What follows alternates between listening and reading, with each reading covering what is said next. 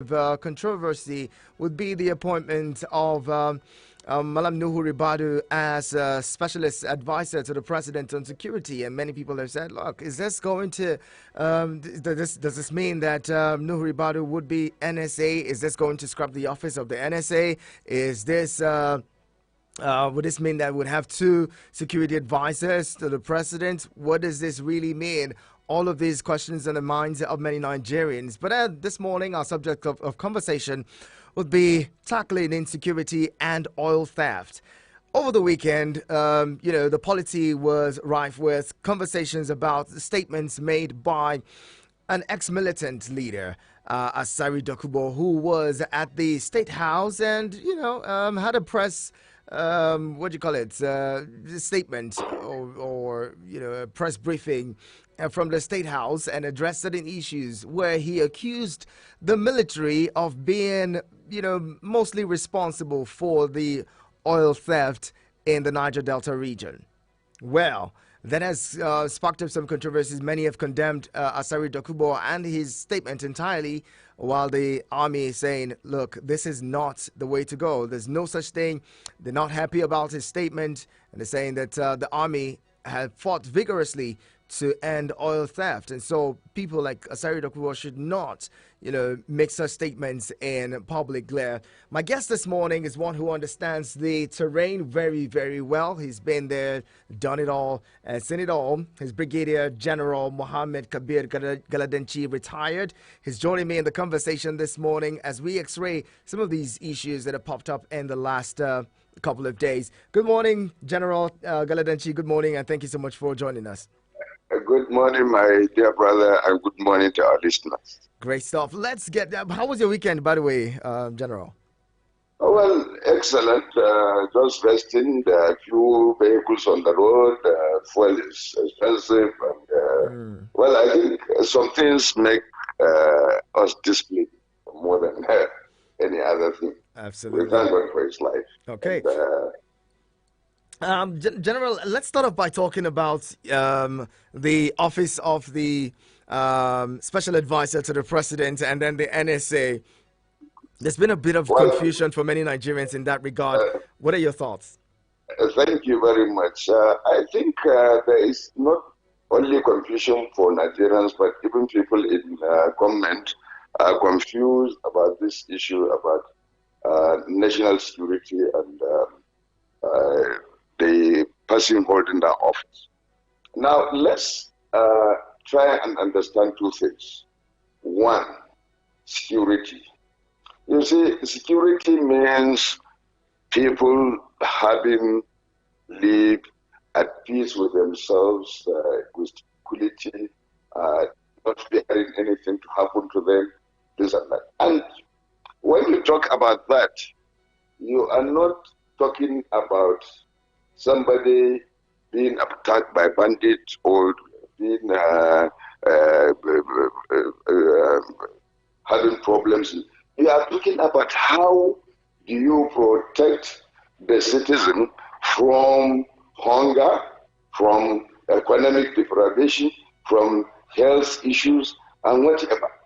So when we are talking about security, we talk about it in general terms.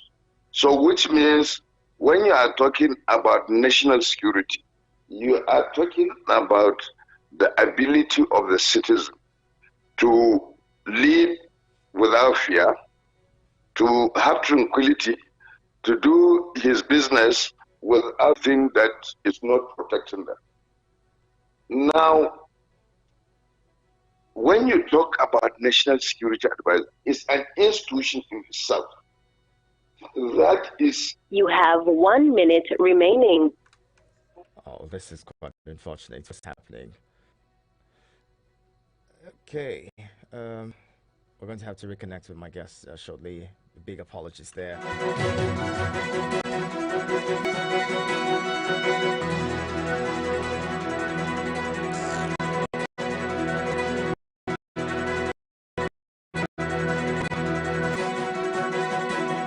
Eagles 102.3 Abuja.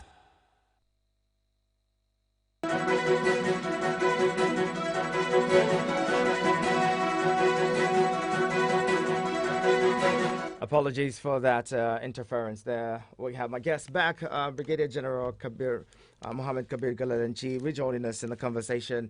General, continue from where you left off. You're talking about general security and what is expected of it. So when you are talking about security in general, you are talking about the comportment of the citizen, not being disturbed by fear or any other thing that will dislodge them. Now, the National Security Advisor's Office is not, as we look at it, is not supposed to be dealing with containing security breaches. It is supposed to be an office where issues that are likely to bring challenges to the citizens are analyzed and possible solutions are brought up so that the president will be briefed on what to be done so that something did not happen that will make the citizens live in fear or dislocated. Let me give you an example. Supposing you are told, the government is told that there is likely to be drought because there is no going to be enough rainfall in the year. The National Security Advisor's Office will sit down and analyze what are the implications of droughts. There will be hunger. What is the government likely, can the government likely do to reduce the impact of that hunger on the citizen? And now advise the president, because the president, being the head of government and being in a leadership position, he is supposed to be a notch ahead of his ministers. So by the time the Minister of Agriculture comes around to discuss the issue of this hunger and starvation or something like that, the president will give him directives based on some of the advice that were given from him. The same thing, if the schools are going to be closed, you find out that the lecturers are going on strike, the students are going to be at home. What will happen to them? Some of them might go into crime, some of them. It's all right. The National Security Advisor's Office will sit down and make analysis. If the threats by the lecturers that they are going to strike comes to pass, how can government be able to assist and contain those things, not how to prevent it? Now, this is where our first problem comes, because the military was actually, because of their long stay in government, the leadership of the military were appointing one of their own to be the head of the National Security Advisory. It now became as if it is basically an office to deal with physical security, which is not so. So the office of the National Security Advisor is supposed to be an advisory body that will look at all issues and come up with something. And to me, you should look for somebody who is academic in nature, somebody who has a greater sense of strategic thinking and analysis, so that they can brief the president. When it comes to a crime already taking place, and the security agencies have to be employed, now this is where this advise the president on what they are going, how the police are doing their things, what equipment they might be giving them, whatever. So until we understand that the office of the National Security Advisor is not an office to deal with containment of crimes or banditry or anything, but to make sure that those things that will lead to those banditry and this and that are nipped in the bud before they happens, while the security advisor is there if by any accident some of these things happen. He will be the liaison between the president and the security agencies. Now, the question that would leave on the minds of many Nigerians would be, who would be superior to the other? Would they be of equal? And wouldn't this cause some level of rift between the offices? If you listen to my explanation, there is nothing like equality here, even because there are two different jobs. Somebody is helping the president in foreseeing what will happen and how it can be prevented from happening. While this one is talking about something that is happening already, and he is advising the president on what can be done to stop it. This has to do with Operation Day as a security advisor. But the National Security Advisor, it is an institution. It's just like the Attorney General of the Federation. It is an institution that somebody will have to be appointed because the president needs day by day advice on issues that concerns the peace and tranquility of people. Like I said earlier, what is disturbing us is we don't even understand security. Let me give you an example. When you talk about security, this money that the state governors collect, security votes. Security board. Tax security board. Security board is not aimed at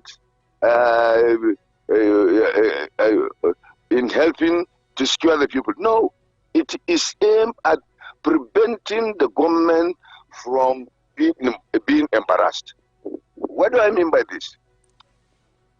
The government has a budget every year. The budget is approved by the National Assembly. Now, the governor cannot authorize the spending of any money outside the budgetary allocation.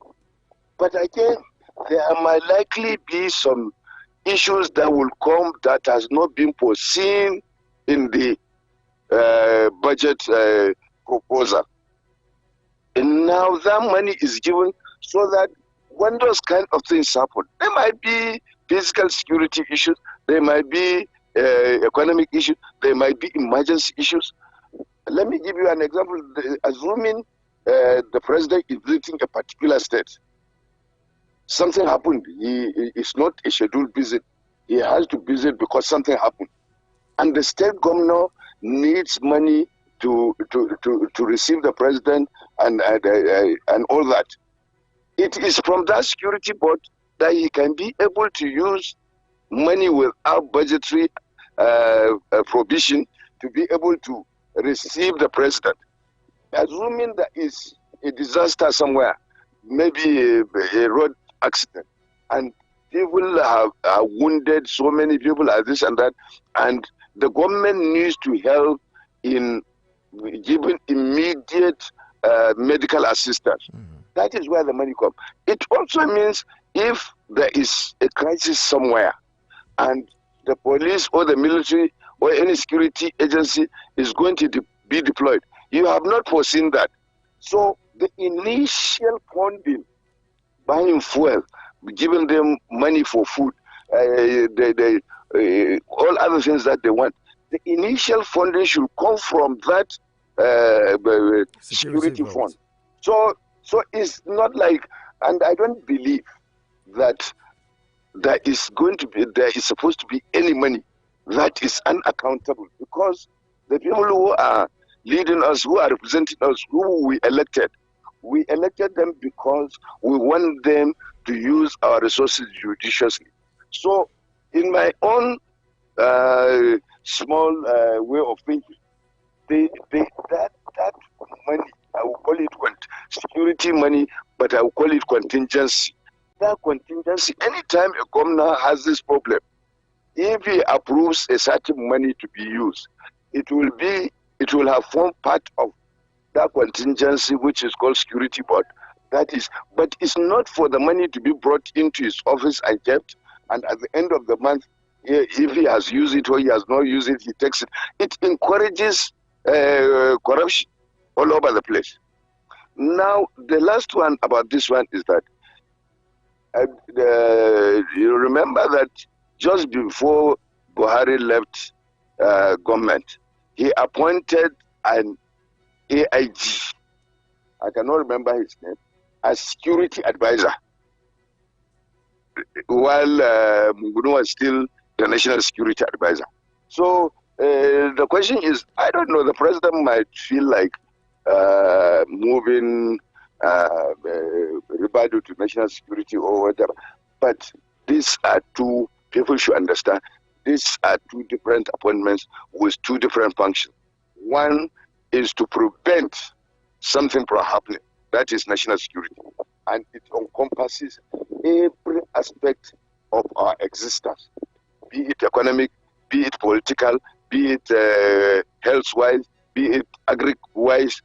They are supposed to analyze everything, help the president to see things in such a way that they do not bring problem to the citizen. While the special advisor on security is supposed to be dealing with the deployment of our security personnel for security, for internal security. Actually, the National Security Advisor's Office will also deal with issues that concern Nigeria and its relationship with other countries when it comes to likely security breaches. Well said. The bottom line is that we must understand what an advisor is. All right. Now, an advisor, yes? Yes, please. Go ahead. Yes, go ahead. An advisor is somebody who is trusted to have knowledge and capacity to analyze issues and come up with possible ways that, if they are followed, the expected outcome will be a positive outcome to the government. All right. That is a role of an advisor. Now let's talk about tackling. We're talking about tackling security, and you just mentioned that the role of the National Security Advisor is to foresee some of these eventualities, especially that regards to that could lead to the breakdown of law and order. Now, the president does not have a National Security Advisor yet, and fuel subsidy was removed. We see in Angola, the removal of subsidy has led to protests, widespread protests in Angola. In Nigeria here, subsidy has been removed. There's been, conversations around protests and even strike by the NLC and TUC. Yes, over the weekend, Asari Dokubo, an ex-militant, was at the State House, and he mentioned that that the military is highly complicit in oil theft in the country, pointing directly at the army and the navy, saying that about 90 or 95% of the oil theft in this country can be traced to the military and those who believe that they have higher powers to protect them. What do you say? What do you say to that? Well, let me first talk about the peace we are having even after the announcement of the withdrawal of the subsidy, and that is where the office of the National Security Advisor comes in. You see, we are having this peace because of the way the issue came up. People were taken by surprise. So there is no coordinated thoughts about what to do if it has happened, this and that, this and that. So, but as we are going into the I cannot say the negativity, but the effects of this, I think the president should be advised. What will they do to alleviate? Like he said, they are going to increase salary and other things.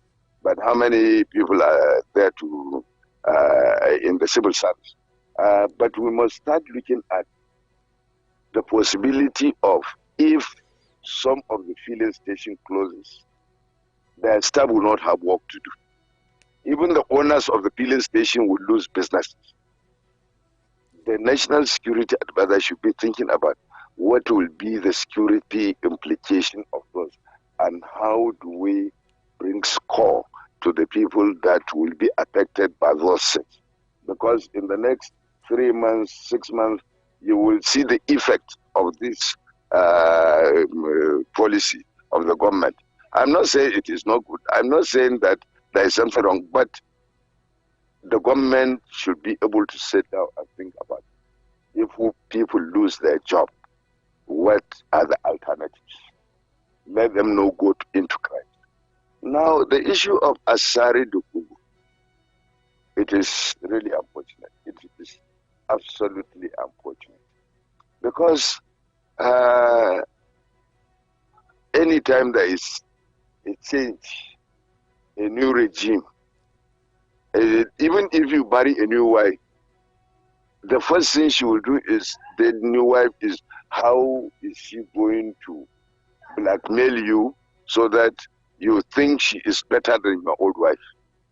So what the Asari Dokubo was saying is just like trying to cajole the president to throw away institutions that have been helping the nation, that have done their best. And how can Asari Dokubo be telling me that his people are responsible for clearing the road between Kaduna and Abuja or Niger? I don't even know how to assess the person and how what he has talked about. The military has made sure that all the militants around that place that are used to stealing or bunkering our resources have been stopped. So Asari Dokubo is just trying to play on sentiments. You can imagine the video clip that was sent when the GMD and the Chief of Defense Staff visited the Niger Delta. They found out that there are about 9 or so outlets that is not known by government. I think the problem with Asari Dokubo is he is fighting the wrong battle to get a different something out of it. Because his fight is with Tampolo. Tampolo has given the contract and he felt terribly bad about it, this and that and that. So now he's bringing in the military. I am sorry for us if anybody will, even for once, take that person serious. But then people say there's some elements of of truth. There could be some elements of truth in what he's saying, because how can we explain that we have the Army, the Navy, the NSCDC, and the likes are and people would come in with tankers and load on those tankers crude oil in this country. We've seen the oil wellheads being tapped directly. How come the people escape with this? Thank you, my friend. Is it not the same Navy that arrested that super tanker MT, whatever its name? Is it not the same Navy? And thank God, the Navy... But the Navy did not arrest the super tanker even on Nigerian waters. The tanker had left Nigerian waters before it was intercepted. No. Then you don't understand really what happened. What really happened was the Navy challenged the tanker while it was going to enter Escravos or somewhere where they lift fuel. And the moment they challenge them, they have to divert and start running away, because they know if they are caught, this and that. The Navy, you see, the military operations or any operations, security operations, is not done blankly without thinking about the implication. There are other issues. Assuming the Navy starts firing at that tanker and something happened, the whole world will be accusing Nigeria of one thing or another. And especially you have seen a thief approaching your house. He has not reached your house, and you decide to apprehend him and take him to the courts that he is a thief. Don't you think he will be released? So the question is, the Navy, what they could have done, they did it. They tried to stop the tanker. The tanker refused to stop. They even made an allegation that instead of saying that it is the Navy that is stopping them, they told the International Maritime Organization that there are pirates that are trying to attack them, and fully knowing well that it is the Nigerian Navy. So the question is, you see, we cannot be blackmailed to stop doing whatever we are doing because just somebody wants to satisfy his own personal sentiment. The Navy, thank God, the Navy asked Asari to give the names. But like you are saying, it is true. There is no organization in this world that you don't have black sheep. Anywhere you go, you carry 100 people. They say in every 13 there is a Judas. You carry 100 people to go there. Some people are satisfied with what they are doing and what they are getting.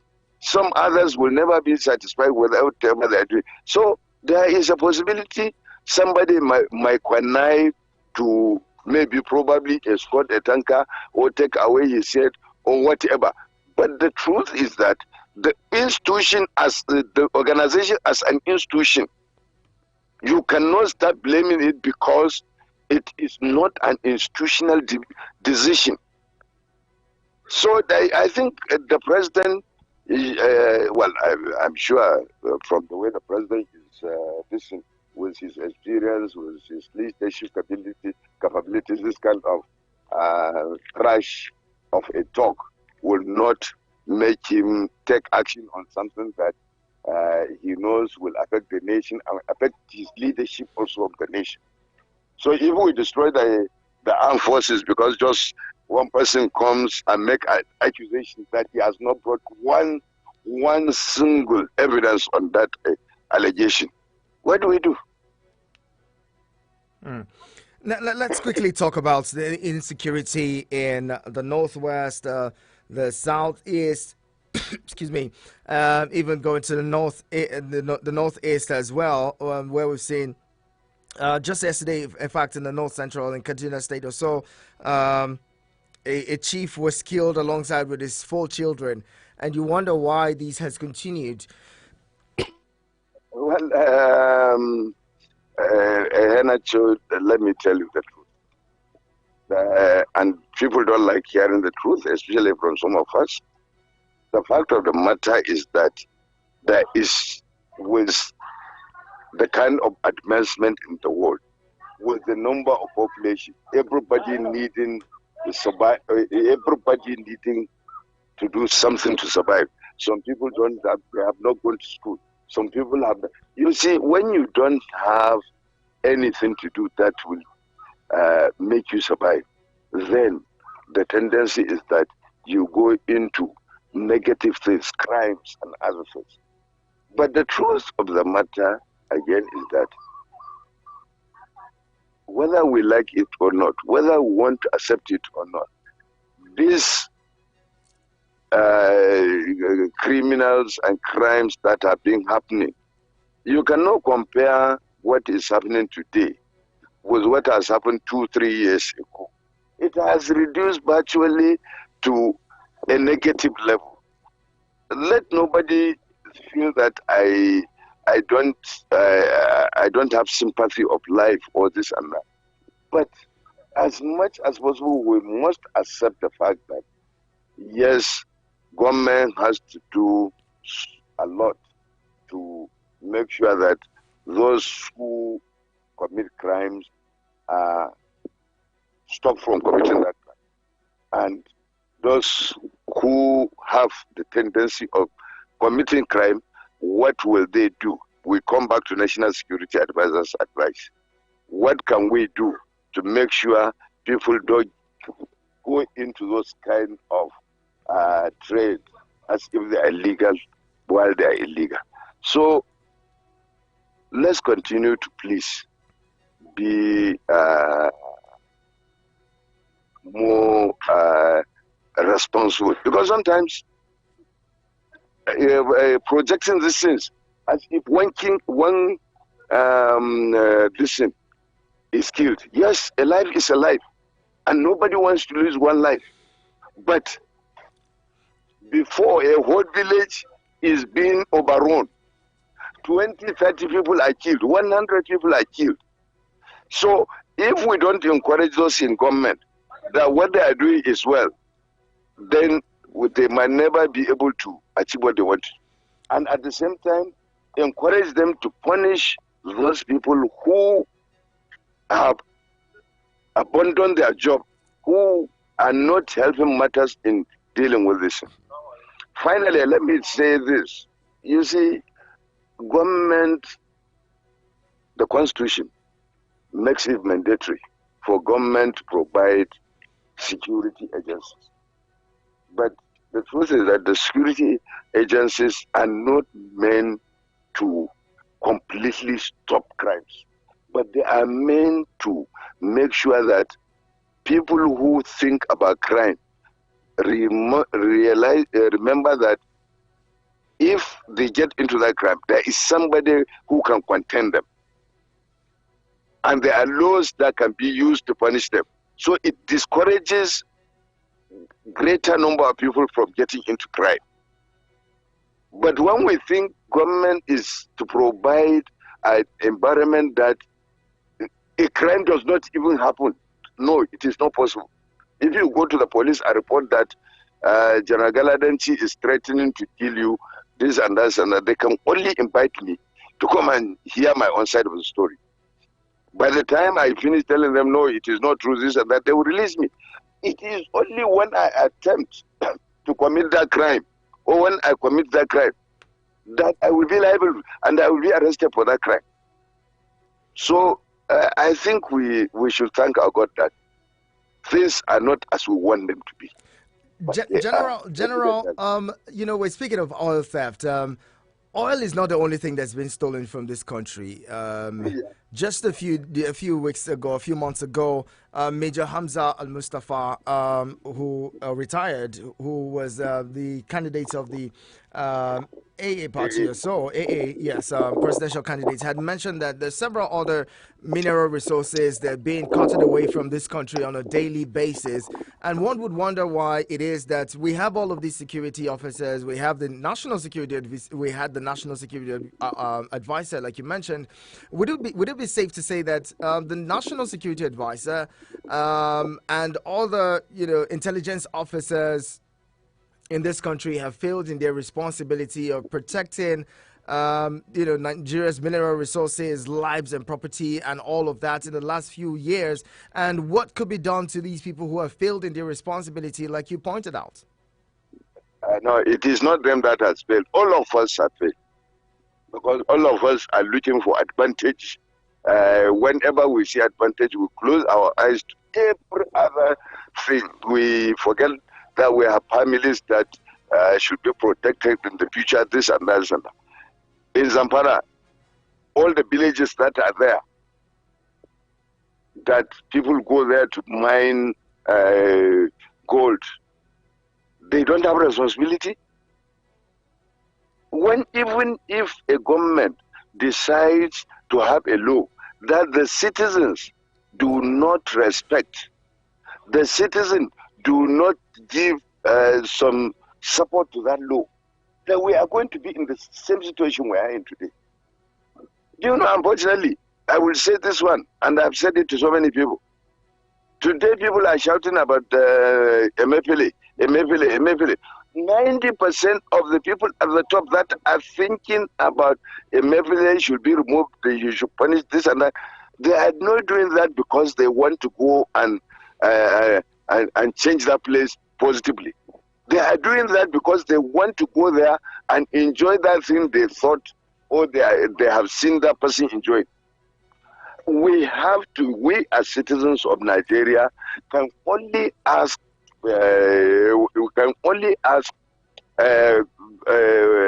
government to do something for us if we are ready to obey the laws and contribute our own quota to the system. I'm not saying that These people, I say, national security advisor, whatever, they are not, they don't have responsibility.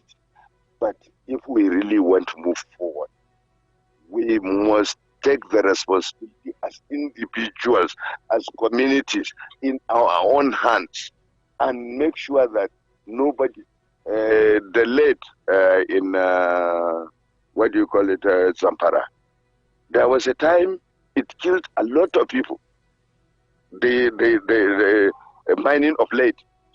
You know, so the issue is that government will have to be proactive. But at the same time, we as citizens must be ready to protect ourselves and support government by resisting those people. In Budungwari, there is an emir there. There are the local leaders there, apart from the emir. There is the local government. Have they ever challenged those people who are mining this? Where is your license? If they don't have license, do they report to the people who are supposed to know that they are supposed to have license? Well, many people say those people are killed. The villages are being ransacked and sacked because they dare to ask questions, and people will come overnight, open fire on them, but raise their houses and chase them away. So how will the people defend themselves? Isn't it the responsibility of government to protect these people? Look, the question is, with all due respect to Nigerians and everybody, the government can never have resources to deploy in every single local environment in Nigeria. And this question you are talking about, people killing others to get this, is it not the same citizen that are being used to kill their own this? Yes, I agree. The NOA, National Orientation Agency, is not doing as much as it is supposed to be doing to enlighten people on their responsibility, to enlighten people on what the government policies of government are. Today we have senators that don't even know the role of the Senate in the whole of the political arrangement of Nigeria. We have Nigerians that don't understand that the president is not the head of the executive arm of government. He is the head of government because a government that has three arms must have one head that they will report to. And that is why he has to assent to whatever the National Assembly does before it becomes into law. That is why he can release a prisoner from after being convicted by a judge. You understand? So I wish we can have a conversation as Nigerians. Try as much as possible and see how are we going to educate and enlighten people on their responsibility. Yes, somebody has to be sacrificed for the good of the majority of the people. Okay, well said. Let's bring in our callers now. Those who've been listening, join the conversation now. Please feel free to call 090-7353-0044 and 090-8766-8888. We're talking tackling insecurity as well as oil theft in the country. My guest has been Brigadier General Mohammed Galadanchi, retired. Hello, good morning. Good morning, Clement Zion Prince. I find it quite hard to hear you. Well, I'm very hard to talk. I hope you're hearing me now better. All right, we can hear you. Go ahead. Yes, with due respect to General, I want to tell him that it is simplistic to write off the volumes of security posts that governors collect under such functions as receiving the president and such things. Because the amount of the money the governors collect for security posts, if you say it's not tied to security, they're not to do security, then it should be stripped. Because if governors need money to run other things, there are so many areas that they collect money, the houses of assembly are not even checking them. And there's what they call protocol. Whatever the governor spends in the guise of receiving the president or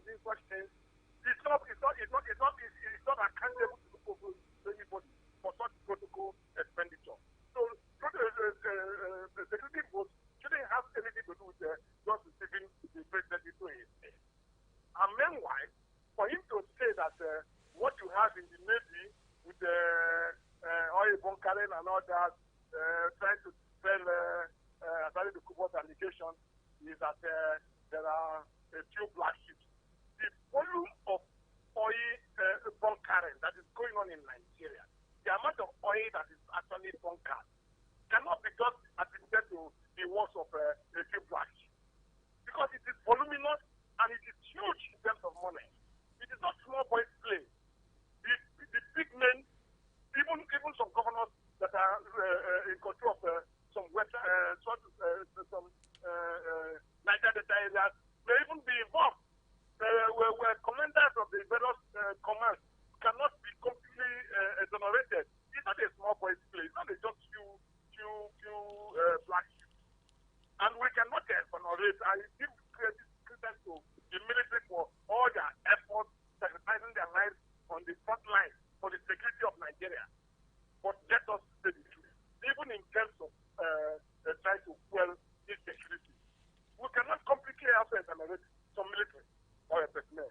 Because we have seen allegations and counter allegations of where some military personnel actually benefit so much money from this insecurity to the extent that some officers, was it not some time ago, that a general was accused of helping this insurgency that's breaking in the northwest, he took money, much of the money put there for security, and gave it to some junior ones who now were supposed to bring the money to Arak Kaduna, and one of them, the four of them, eloped with the money.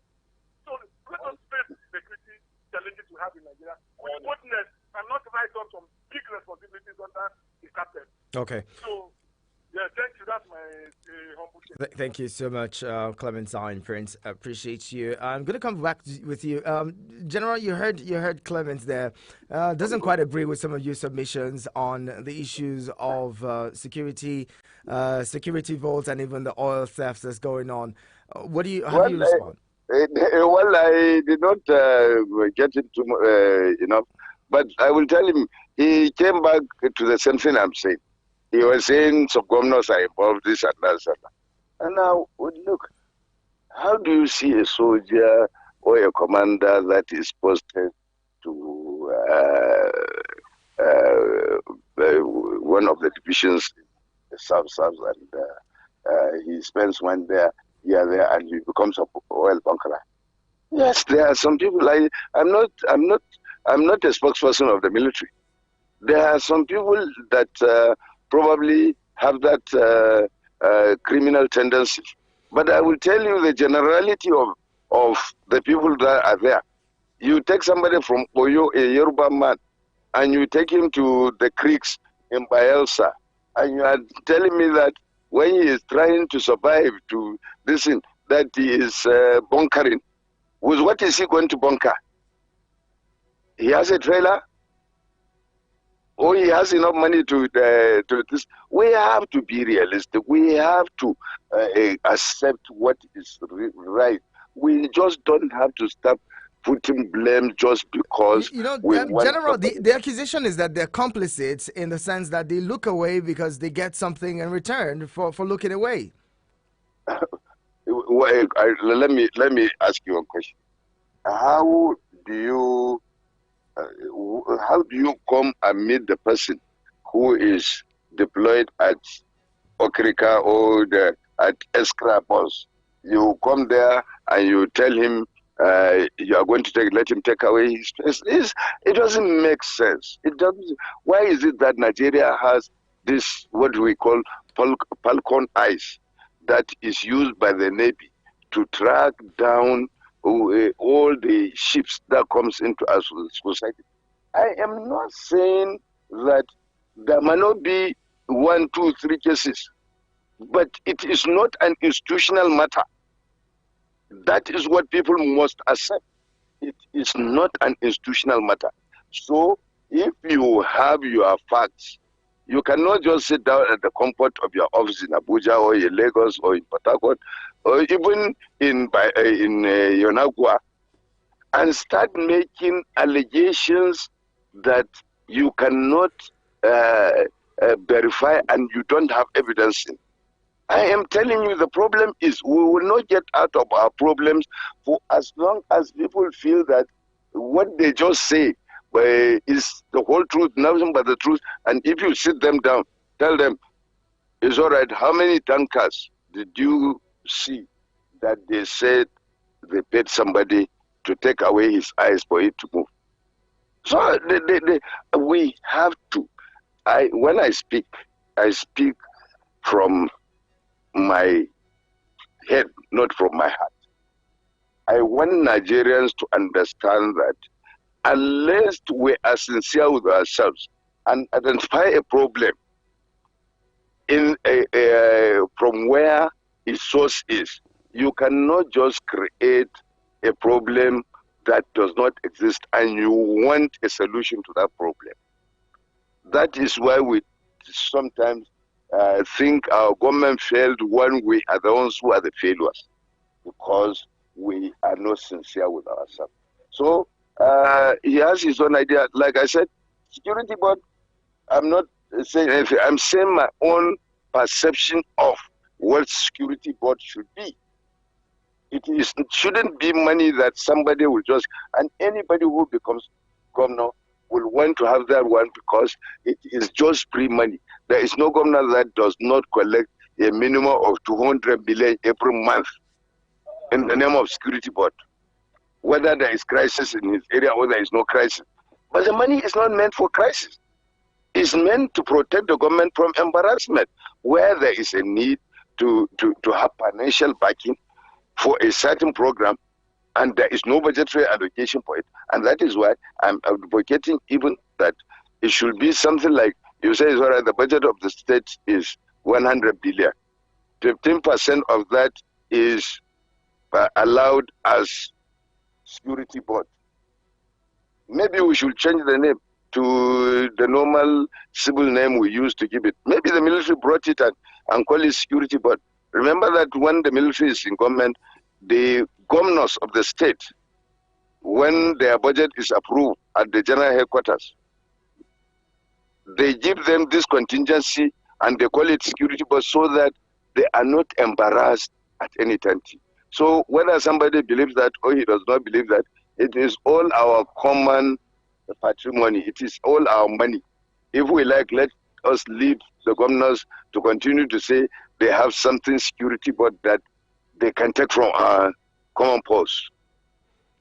That's a good place to leave the conversation this morning. I want to say a very big thank you, General Mohammed Kabir Galadanchi. Thank you so much for sharing your thoughts with us this morning on the program.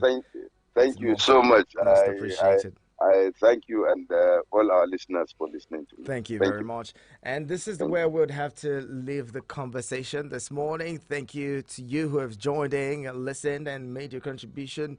And we'll come back tomorrow at the top of the hour 9 with fresh conversations. You want to leave it here with us on